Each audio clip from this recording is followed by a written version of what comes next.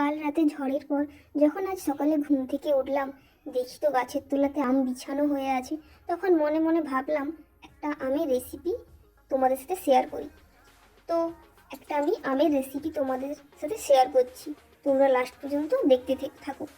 কম তেলে কিভাবে চিরস্থায়ীভাবে আমের আচার করা যায় সেটাই তোমাদের সাথে শেয়ার করছি। প্রথমে আমের ছালগুলো ভালো করে ছিলে নেওয়ার পর টুকরো টুকরো করে কেটে নিলাম। এইভাবে কেটে নিও। তারপর ভালোভাবে জলের সাথে ধুইছি যাতে আঠাটা চলে যায়। এরপর জলটা ভালো করে ঝাড়িয়ে নিলাম। ঝাড়ানোর পর কিছুটা লবণ নিয়ে এতে মাখিয়ে দিলাম। কিছুক্ষণ রাখার পর যখন রোদ্দুর বেরোবে তখন রোদে মেলে দেবে। মেলার পর দেখবে 1-1.5 ঘন্টা পর গাটা শুকনো শুকনো ভাব এসেছে, তখন ভাববে আচারের জন্য রেডি। আমি তো এইভাবে আচার করি, তোমরাও বাড়িতে করে দেখো।